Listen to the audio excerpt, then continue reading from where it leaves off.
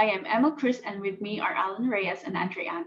Today we will be discussing a study entitled A Novel Heating-Assisted Density Separation Method for Extracting Microplastics from Sediments.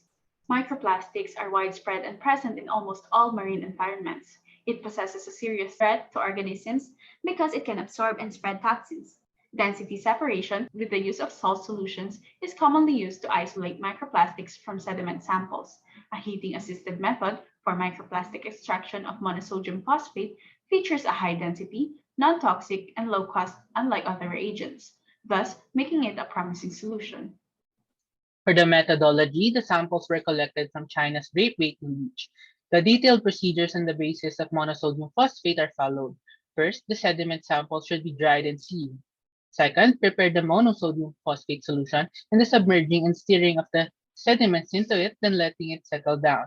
Third, the upper flotation of the solution will be filtered and the microplastics obtained are to be extracted again to remove interferences. And lastly, rinse the microplastic extracted with distilled water and by hydrogen peroxide and let it dry.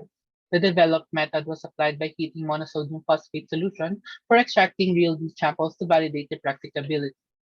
The recovery rates of seven common plastics, polyethylene, polypropylene, polystyrene, polymethyl methacrylate, polyethylene terephthalate, polyoxymethylene, and polyvinyl chloride in monosodium phosphate solution were studied and compared with that of sodium chloride solution. The collected microplastics were observed and counted under a stereo microscope in the Fourier transform infrared spectrometer. Results showed that three plastics, including polyvinyl chloride, polyethylene terephthalate, and polyoxymethylene, could not be recovered by sodium chloride solution due to their high densities. On the other hand, the monosodium phosphate solution efficiently extracted all seven microplastics with a recovery rate of more than 93%. However, not all microplastics were entirely recovered by these two solutions. Thus, additional extraction is required for a greater recovery rate. Following the secondary extraction, sodium chloride completely recovered the low-density microplastics such as polyethylene, polypropylene, polystyrene, and polymethyl methacrylate, whereas monosodium phosphate recovered all microplastics. Compared to sodium chloride, the monosodium phosphate solution had a significant advantage in microplastic extraction. Moreover, this solution gathered a huge number of microplastics in the form of film, fragments, and fiber.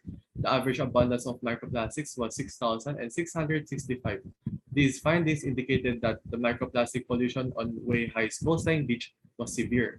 Overall, a non-hazardous, economical, and high-density salt such as monosodium phosphate is most viable to maximize the separation efficiency.